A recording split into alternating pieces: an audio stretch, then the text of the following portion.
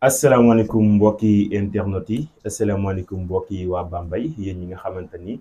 saa su ne yéenay suivre suñu chaîne bii di Bambey News TV yéen di nuyu di leen di jaajëfal tey nag ñu ngi dalal benn invité si suñu plateau bi ñu koy wax Oustaz émission bi nag ñu ngi koy woowee wax sa gis-gis wax sa xalaat. waaw Diome maa ngi lay nuyu. di la ziar. di nuyu askanu Bambey gépp nag. tout le département. di nuyu kilifa diine kilifa aada yi di nuyu waa mouvement And Taxawu Bambey bi nga xam ne ñoom laa jiite maa ngi nuyu waa Bambey gépp di ziar ñëpp. tey yaa Oustaz seen émission bi gis nañ situation politique bi ñu demee ainsi fii Sénégal. lépp jaxasoo na diggante opposition bi ak pouvoir bi. ana ban jàngat nga si am. non jàngat bi ma fi am mooy parce que tey li indi problème yi yëpp mooy le cas de l'Assemblée nationale mooy déclaration politique générale bu président Ousmane Sonko fa la lépp jóge tey li tax réew mi nekk situation bi yëpp loolu la man li ma waxoon démb moom laay waxaat président Ousmane Sonko dafa waroon dem defi déclaration politique générale sama position foofu la parce que booy xool constitution bi li mu wax article 55 dane premier ministre bu ñu la nommé da nga war a dem defi sa déclaration politique générale parce que déclaration politique générale mooy wane réew mi fan nga ko jëmee mooy waree nga war a dem def ay orientation maanaam tey ñi la fal dinañ xam ne ñii kat fi ñu jëmee réew mi mooy loolu mais gis nañ après par la suite li ci am mujj def déclaration politique générale président Bassirou Diomaye Faye mujj na tas assemblée nationale léegi nag ñu ngi jëm ci ay échéances muy élection législative yi. en parlant de l' élection législative yi ñi nga gis doon nañ gis ay quelques vidéos yaa Oustaz di wax ne Sonko waruñoo tànnal ay député ñi ku si nekk yow yaa war a xool ku la doy dëkk bu la ne ñu mel ni danoo nemmee ko yenn dëkk yi fii si Sénégal nga xamante ni sont des pro Sonko. non li ma gis man sama gis-gis man ci en politique appartenance waru dem assemblée nationale. appartenance politique waru dem assemblée nationale parce que depuis des années ci loolu la ñuy dund da ngay gis député bu toog ne man lu fi Macky Sall indi moo fa teg jàpp naa ne bu réew mi tardé looloo ko tardel man gëm naa ne élection législative danaa la élection présidentielle c'est pas pareil ak élection législative ak élection présidentielle ak élection locale jàpp naa ne député nit ki moo ko war a tànnal boppam c'est pas Ousmane Sonko moo ñuy imposer moom ki ñu war a tànn ñun waa Bambey Ousmane Sonko moo ñu ko war a joxoñ na déedéet ñun askanu Bambey ñoo war a xool ki gën ci dëkk bi parce que ki gën ci dëkk bi mooy ki mës a taxaw di défendre dëkk bi ki mës a taxaw nekk ci wetu askan bi ki mës a taxaw jël alalam di ko bokk ak askanu Bambey kooku tey ëllëg gi si biir ba pare am fulla am fayda su demee assemblée nationale xam ne ko fa yóbbu lan la yóbbu fa jàmbate askan bi bu fa demee it am taxawaay bu mat sëkk bañ faa yóbbu appartenance politique loi bu ñu indi ba nga xamante ne bii loi bu baax la ci réew mi mu voté ko su fekkee ne loi bi baaxut ci réew mi mu jël ko tege ko ne appartenance laa ne warul dem assemblée nationale ñun waa Bambey askan bépp lay sensibiliser lii du élection présidentielle du élection Ousmane Sonko du élection Macky Sall élection waa Bambey la parce que yàgg nañ di nommé fi ay député yi nga xamante ne bii nañ waxante dëgg duñu ay député duñu ay député yi nga xam ne askanu Bambey leen fa tànnal seen bopp dañuy am un certain ma respecté ko trop nag muy suñu bàjjen Aïda Mbodj la plupart élection locale moo ñuy tànnal moo ñuy joxoñal te heure buñ joxoñalee ñu duñ ci gis résultat duñ ko ci am naqar lañ ciy am ak njaxare parce que nañu fàttali ko fii la ñu fi tànnal Gana Mbaye muy maire ba nga xamante ne bii maire bu ko gën a yées amul je le dis et je le répète parce que dañ ko dénk suñu dëkk mu def ci naka su dul noonu muy foncier bi nga dégg caxatee suufu Bambey dafay ko nu mu leen neexee benn clip ba nga xamante ni bii c'est des voyous laa ko mën a boole laa ko mën a tudde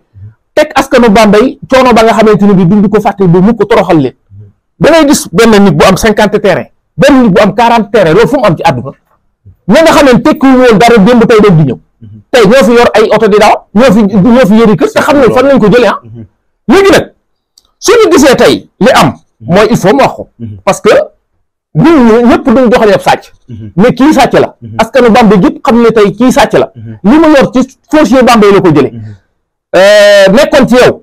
élection locale ñëw mu gedd dem Benno Bokk Yaakaar daanu waa Pastef jël nguur gi ñu yaakaar rupture dina am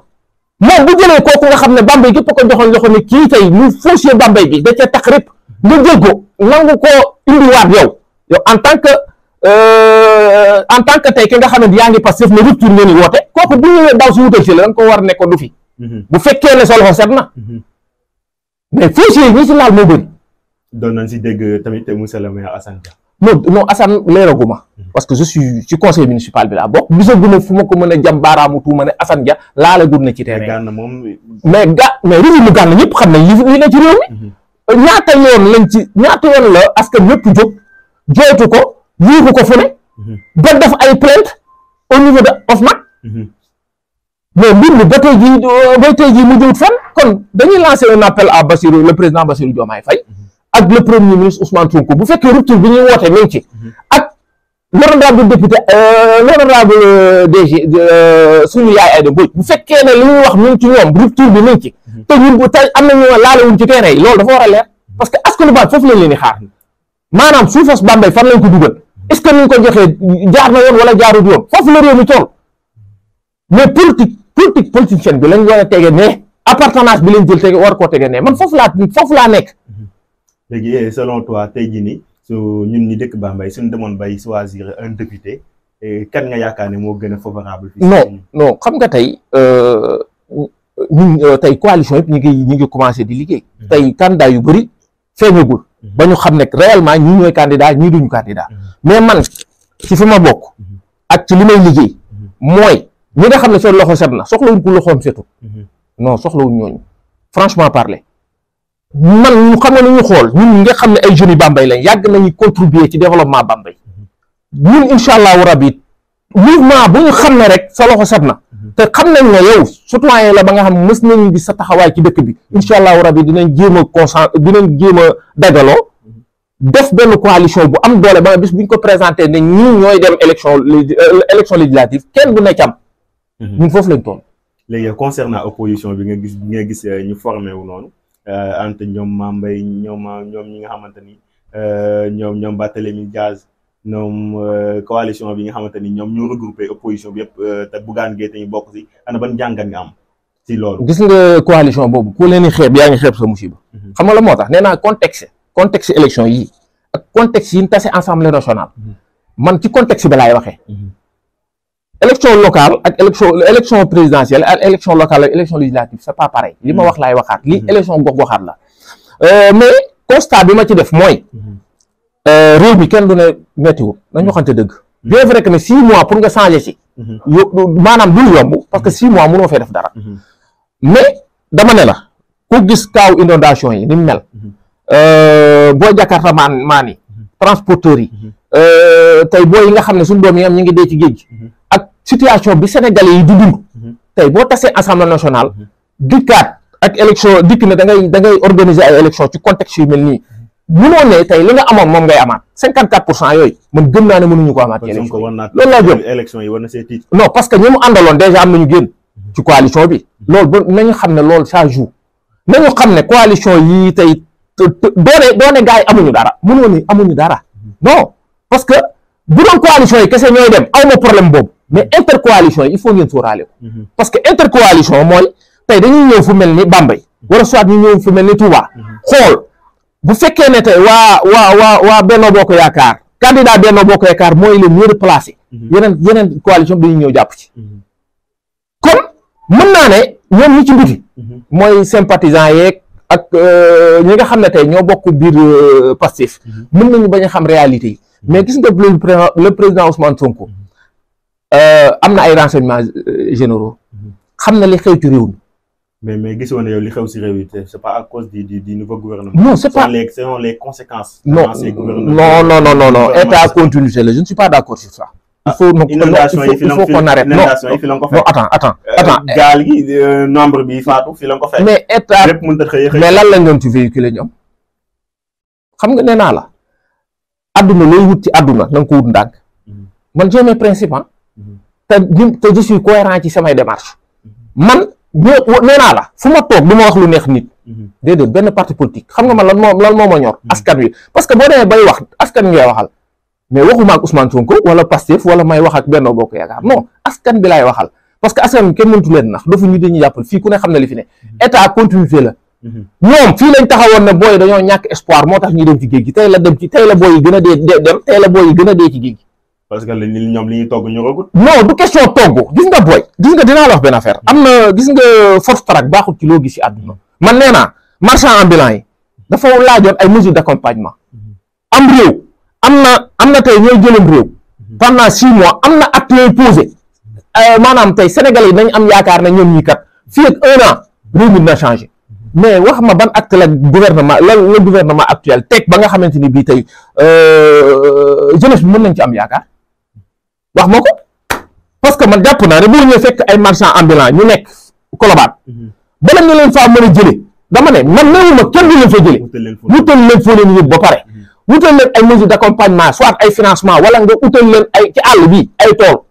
ne leen kat kaa leen ci agriculture bi maanaam boo xañee nit liggéey da nga koy jox liggéey mais mënoo xañ nit liggéey ba pare ne ko dama taxawaalu yokk chômage la entreprise yu bari tey ñu ngi ci ay problème non ñu ngi ci ay problème parce que yaa ngi dégg ay entreprise yu wàññi ay 1000 personnes ñii ay 600 personnes ñii ay nangami personnes mais loolu ba kañ kii nag néewuñu benn entreprise bu mu fay impôt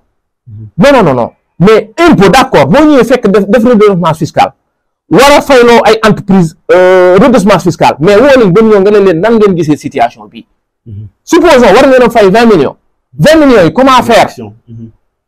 mais mesure d'accompagnement yooyu nag mooy war a mën a tax entreprise yi conserver seeni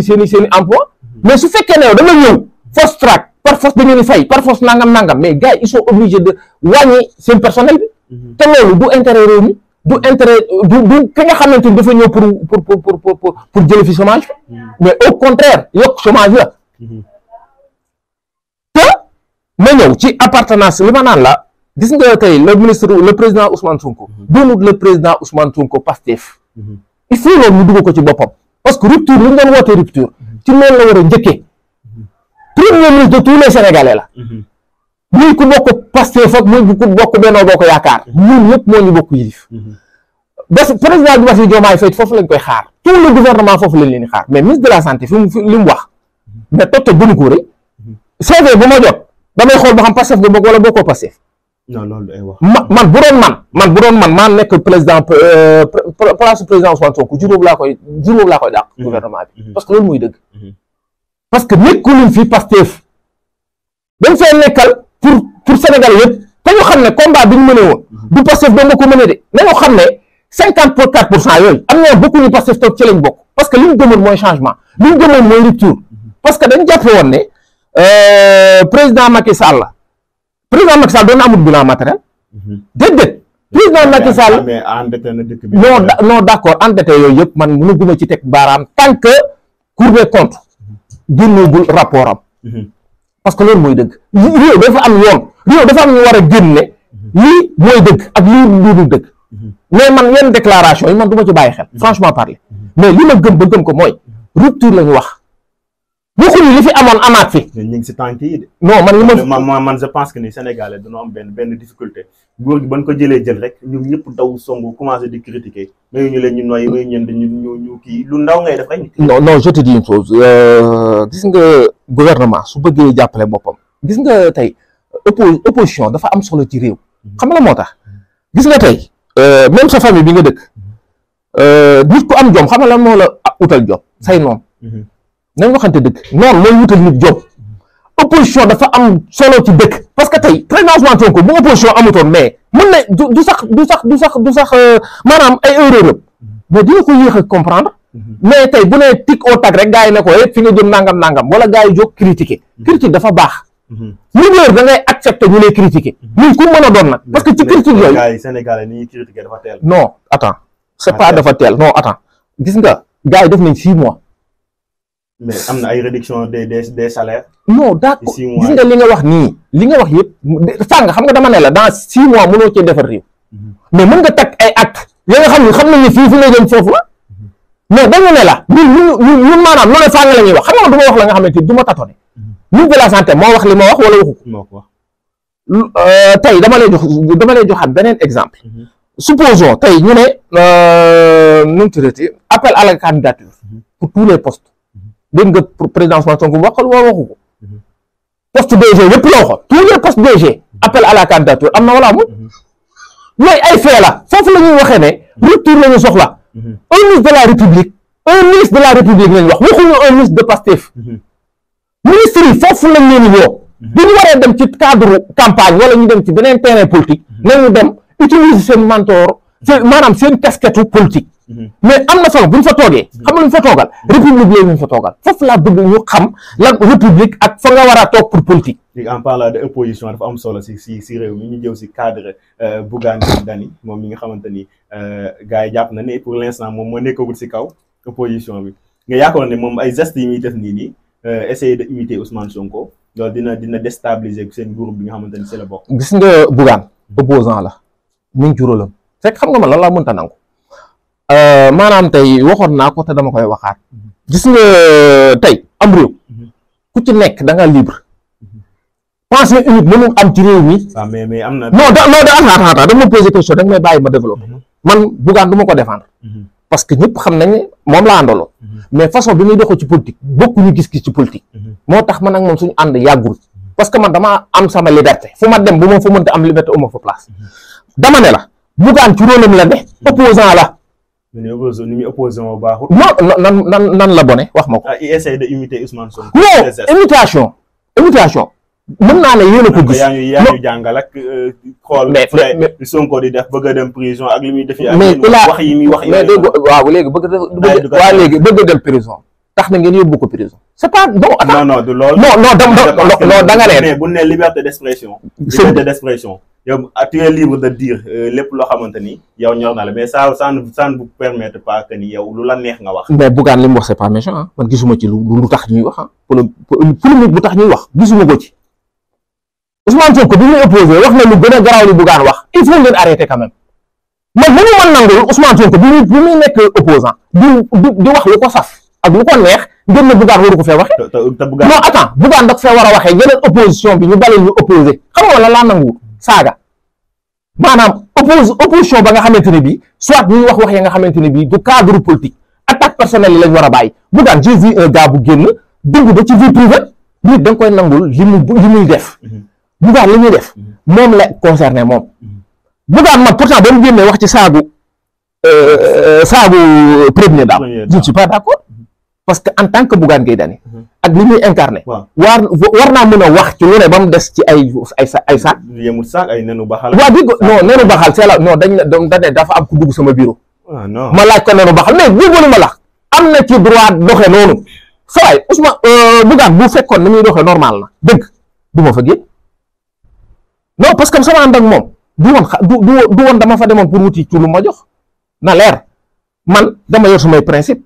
mais ñu ngi lépp a yem ñoom ñëpp kiif chaque jour boo nekkee ñoom li ñu gëm mooy ñoom seen bopp lañ gëm gëmuñu keneen. mais Bougane man su ma la waxee ne bu tax man d'accord ma ci façon de politique am parce que li Ousmane Sonko def ba jàll ba dem noonu la bëgg a def le même chemin. non dafa loupé. non dafa perte vitesse perte de vitesse la xam nga la moo tax ma wax la ko Bougane bi may ànd ak moom en 2020 tey fi Bougane fu ñu tuddoon Ousmane Sonko war nañ ko faa tudd xam nga la moo taxoon dafa amoon benn socle bu dëgër nag Bougane en 2020 Bougane la woon bu taxaw xam nga la moo ko taxawaloon Olof Njaay dane ku fàtte ka la fal chaque fois lay ko day yomb Bougane mënoon naa am lu nekkee ci pour fu ñu tuddoon Ousmane Sonko war nañ ko faa mën a tudd xam nga la moo tax mooy amoon na ay responsable yi nga xamante ni bii fañ dëkk am na luñ fa am Bougane dañu ànd ak moom Bambey gisoon nga Bougane nañ commencé woon a am fi dara mais après façon bi muy maanaam responsable yi ko nekkal ci département commune ñu ngi leen di traité ak façon bi muy nekkee ak façon bi mu nekk en collaboration ak ñoom moo desee am respect ñu bare bàyyi ko moo waral tey ñu naan bu génnee juróomi nit duñ ko topp parce que ni ñuy politique moo baaxut. te et puis li muy des fois li muy wax ne nit ñi gis ça fait deux. non loolu politicien yëpp la man du ma ko blâmer Bougane kese bëri na fi même département bi sax gis nga ko fi ay commune bii gars yi li ñu lay wax gëmuñu ko gars yi seen bopp lañ gëm yow boo gëmee sa bopp nag da nga am problème boo fekkee ne jeune nga gëm sa bopp xam fi ngay dem ak yoo du def mënoo leen a jaamu parce que soxlaa woon ci ñoom ñaar dërëm parce que yaakaar nga ne looy am yaa koy liggéeyal sa bopp problème la ñuy am ak yow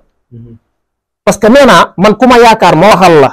loo defut ci dëkk bi wala am taxawaay bam def amoo ko ci dëkk bi nax nga sa bopp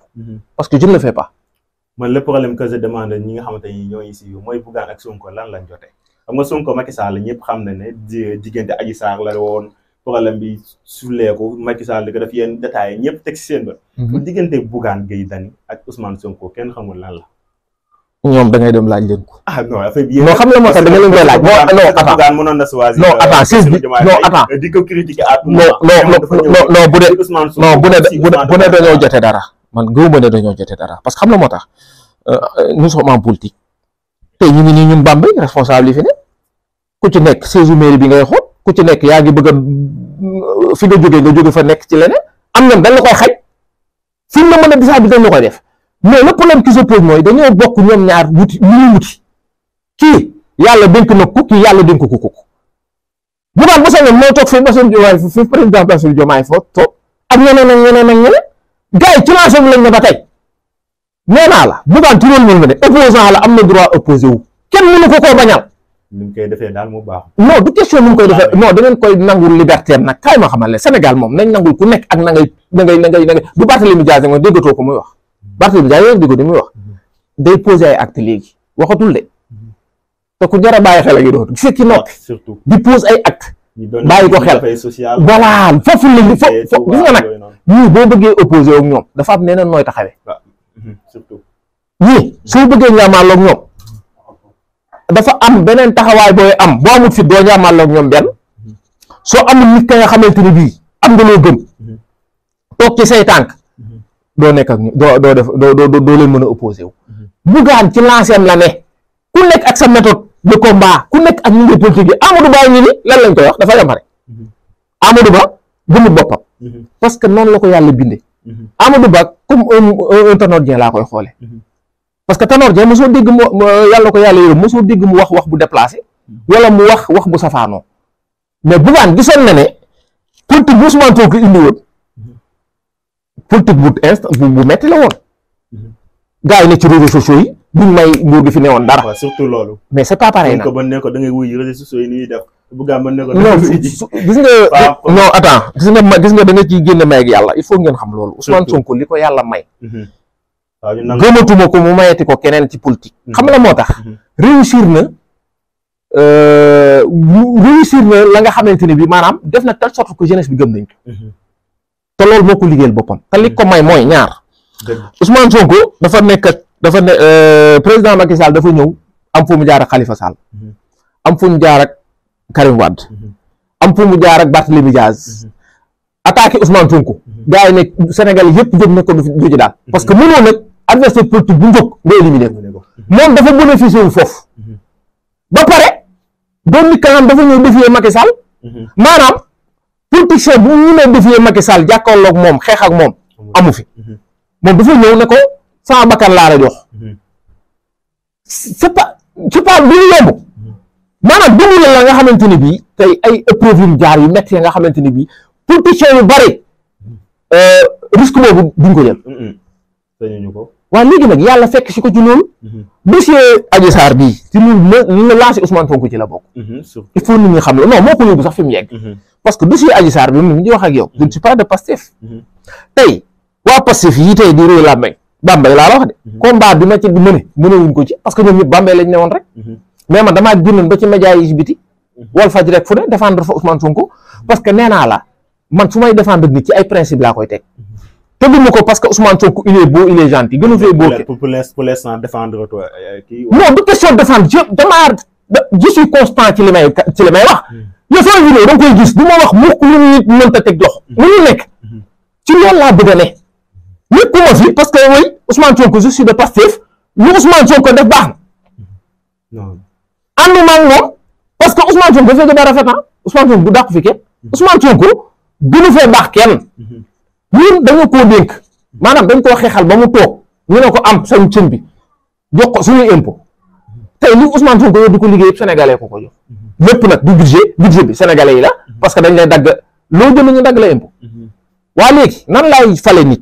jox la tous les moyens pour nga liggéeyal ma topp nag léegi yow di la taggal say maam du ma ko def je ne le fais même pas xam nga lu may def fal nañ la xam nga lu ñuy xaar résultat soo defu résultat dañ naan la li ñu waxoon defewuñ Olof Ndiaye dafa wax lii bi yow digee bor la ñàkk ko def wor la Ousmane Sonko moo ne gëmul réalité politique réalité pouvoir moo ko waxoon wala ko góoma ko góoma nit ñëw wax leen dara kàddu mais bu ma toogee dinaa def li dinaa def toog doxale neneen mais jusqu'à présent mi ngi si jubal ma ne ñun waxugu nekkagu ci de danga may déglu dafa am ay actes yu posé ya nga xam ne dama ne lii fa mu jëm ànduma ci ministre de la santé li mu wax ànduma ci appel à la candidature tous les postes DG moo ko waxoon gisuñu ko aw ma droit bi gisuma ko waa léegi moo ma waxoon gisuma aw ma droit bi génn leen lu Ousmane Sonko la ma waxoon gisuma ko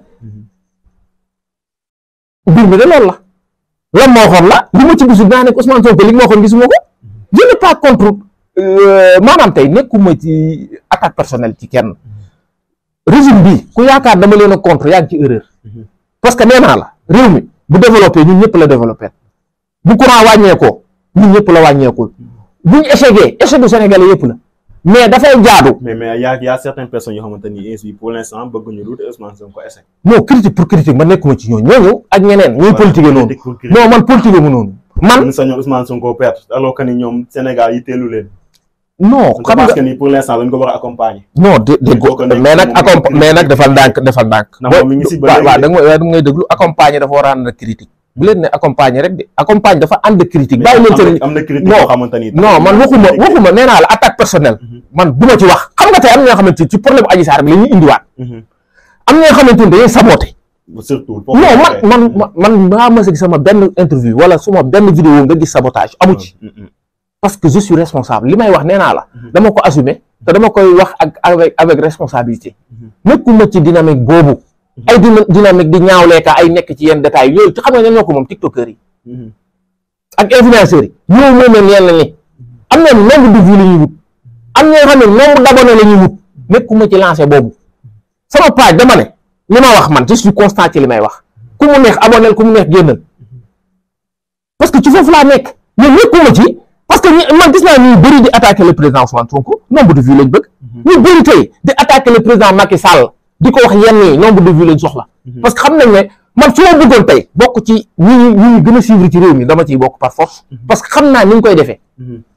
su ma jëloon tey supposons bëggoon waa Pastef ànd ak man su ma bëggoon waa Pastef supporter ma tey wala ma bokk seen nguur dès le début xamoon naa ni ma koy defee manipulation la rek di taf Ousmane Sonko di wax ci moom lu baax ak façon ba ma koy waxee waa Pastef fi ñu abonné ci yow di aimé nekkuma ci lancé boobu su ma neexoon am na noo doon tafe tey Ousmane Sonko di wax ci moom waa Benno Bokk Yaakaar yeeg opposition bépp ñëw abonné ci yow loo wax ñu aimé nekkuma ci loolu parfois ma wax lu arrangé waa kër Ousmane Sonko Pastef yéen saa ma wax lu arrangé waa Benno Bokk Yaakaar parce que ci loolu laa bëgg a ne léegi di des ci temps yi bëreetul le premier ministre Ousmane Sonko jour ba muy def déclaration ba di wax dettes yi endettement yi Sénégal am ba supposons ñu waxoon ko détail 900 000 kenn ku nekk ak bopp bu nekk gis nañ Ousmane Sonko daal di junj dañu Amadou Ba ak ñeneen ñi wax ne képp koo xamante ni weddi nga lii génnal nga wax te jusqu'à présent ñun dégguñu fenn mu wax dane bu kenn weddi li may wax bu ko kenn weddi ñoom ba déglu rek man loolu mënuguma cee sor xam nga moo tax mënuguma cee sor Amadou Ba mënul génn dañ waxante dëgg gis nga mais nit bu la tuumaale waaw da ngay déglu sax man sa waxee dara si man tey jii nii guddi gi sa waay bu may xëy di def vidéo man tamit wax non du ma wax de da ngay wax ba wax jotee Ousmane Sonko dafa génn ay chiffres yi kenn nee na am na wala amul xam nga gars yi li ñuy xaar Cour des comptes moo am pouvoir génn ne li Ousmane Sonko daf soit mu dëggal ko wala mu bañ koo dëggal bu boobaa bu ne Amadou Ba Cour des comptes bu ñu génnee seen rapport ne Amadou Ba chiffres yi ñu wax ne dañ ko maanaam dañ ko trafiqué dëgg la bu boobaa Amadou Ba war na mën a génn mais jamono jii xam nga ci luñ ne ci communication ci élection lañ jëm ci ay manipulation lañ ne ñoom ñëpp nag loolu laa gëm. Bougane moom nee na bu Sonko génnee wax bu 11h00 11h10. mais loolu mënoo ko koo bañal parce que Ousmane Sonko lu mu doon def bu Macky Sall génne non il faut être cohérent. am na ci droit am na droit gis nga nag. ñu ma gisee non attends ma waa Pastef attends nag danaa wax ak yow waa Pastef ni ñuy attaqué Bougane je ne suis pas d'accord non dugul rek Bougane am na droit opposé wu. am na réew mi dugul rek réew mi bàyyi kenn moomu nañ waxante dëgg bu yaay kenn ku ko doon ne sa baay amu ci ñëpp ci démocratie lañ ko jëlee Ousmane Sonko ci démocratie lañ ko joxe réew mi mais réewu démocratie lañ ne Bougane am na droit bu Ousmane Sonko génne minute Bougane génn une heure loolu moo ko may mais c'est pas question Bougane warul wax Bougane mooy lu tax du wax lu tax Pape Djibril Fall du wax lu tax yeneen opposition yi amuñu droit wax te moom mu wax ba jël réew mi Bougane non Ousmane Sonko dafa wax ba jël réew wala waxul ba jël réew waa léegi pourquoi léegi mu bëgg ko nangul mu bëgg ko bañal opposition bi. que Sonko doon wax lu tegu te Bougane day. non arrêtel non de sa ndànk nag nañ waxante dëgg boo ne woon Ousmane Sonko li mu doon wax lépp a tegu non nañ waxante dëgg gis nga bu ma dugal ci débat ba nga xamante ne bii day mel ne je suis contre Ousmane Sonko je ne suis pas nekkuma ci lancé boobu mais mën naa laa wan ay vidéo yi nga xam ne c'est des manipulations nañ waxante dëgg opposition war mooy rôlam opposition du mës a nangu li pouvoir di def dëgg la wala dëgg opposition bu taxaw tàggat pouvoir foo ko mës a gisee un opposant bu taxaw wax sax pouvoir bi li mu def ci lu baax mës nga ko dégg parce que ci suñu rôle lañ nekk li ñu mën a def ba déstabiliser pouvoir bi ñu ngi ci pour suba ñu mën leen a wóolu jox leen foofu la opposition yi foofu la opposant yi toll Ousmane Sonko lu fi waxoon ci bu ñuy wuti élection législative yi lan la waxoon vidéo yaa ngi fi de te boo mënee ma génne la baar léegi xam nga dañ ne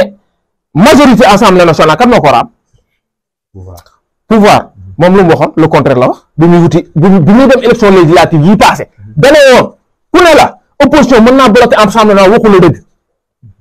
ci loolu contre pouvoir dafa raam opposition bi ñoo war a am majorité moo ko wax du samay wax de ay waxi Ousmane Sonko la kon il faut être cohérent ci li ngay wax nee naa la posture bi ngay am boo nekkee opposant ak posture boo nekkee au pouvoir posture bi ngay taxawee ku ci ne nee naa la fi nga taxaw yow ci sa intérêt rek ngay dox ci maanaam li lay arrangé rek ci ngay wax foofu lañ toll. kon daanaka temps bi jeex na dañuy dalalaat Oustaz Ndiaye ci yeneen émission juste bu fekkee ne tu préfères wax si notre ministre de microfinance di waa ju baax fekk di sama xarit tamit moom bu fekkee am nga la wax si moom sinon tamit ñu tëj émission bi ba beneen jour incha allah ñu daal di débattre si yeneen question. da nga bëgg ma wax ci boo bëggee ma wax ci. waaw allez-y. ministre microfinance nga ma laaj. danaa la wax parce que dégg naa mu def benn sortie ñun ñëpp ñoo bokk Bambey. day politique ñuy politique. moom sax yàggul ci terrain politique bi on peut dire. Bambey sax xamuñu ko. ci bu ñu waxantee dëgg. mais gars yi moom. non da nga ne sa xarit la. bi nit ku baax non xanaa deuxième nee na Moxadaan gii la dëkk. sëñ bi ay jumaa sëñ Moxtada la yaroo. sëñ bi ay jumaayam sëñ Moxtada yaa yaroo falaa na màggeek amul njëriñ xamuñu ko. nañ waxante dëgg xamuñu ko parce que musuñu ko xam ci terrain politique bi musuñu ko xam ci wetu askanu Bambey nañ waxante dëgg musuñu ko xam ci social dëgg la yàlla bëgg mën naa man mu construire ko bi mu doonee ministre mais ce sera difficile. mais ça c'est liggéeyu Ousmane Sonko ndax bu ñu xoolee d'après ministre yi ñu jot a fal am na ñu bari ñoo xamante ni xamuñu leen. mais déggoo li ma la wax waaw d'accord mais fi ne dafa bëgg a bokk te Bambey pour nga bokk fi daam foo war a jaar pour bokk. mais doo dem ba yàlla dimbali la ba yàlla yóbbu la fenn fi nga bëgg a retourner waat ci askan wi dofatuñu sama waay ji. donc il faut ngeen essayer ngeen xaw ko jàppale kon mbokki internet dina fekki kenn naan la jàppale mbokki internet yi ñu ngi leen di nuyu di leen di jaajëfal su ko defee wala ñu tëj émission bi yow sax dañ lay bàyyi nga daal di tàggatoo ak ñi nga xamante ni saa su ne ñooy suivre suñu chaîne bi di Bambey News TV. Bambey News TV maa ngi nuyu ñëpp nag di jaaraan ñëpp di la jaajëfal ci invitation bi parce que mën naa am yàggoon nga ko bëgg mais tey la ko yàlla dogal may gërëmaat nag ñëpp nag surtout jeunes yi ma àndal muy ku mel ni Amadou Faye ak Alassane Bou ak waa Mouvement Taxawu Bambey yëpp maa ngi gërëm ñëpp di ziar ñëpp je vous remercie. kon mbokk yi ñu ngi leen di jox di daje ba beneen yoon su ko defee kii ngeen gis ni mooy Oustaz Ndiaye di leen ko xal bi invité fii mu jox ko suñu émission bi nga xamante ni mooy wax sa xalaat lépp loo xamante ni am nga ko nga wax ko ak yeneen i participants yi nga xamante ni bëgg nañ see participer ñu ngi leen jox di daje ba beneen yoon si seen chaîne bi di Bambey News TV.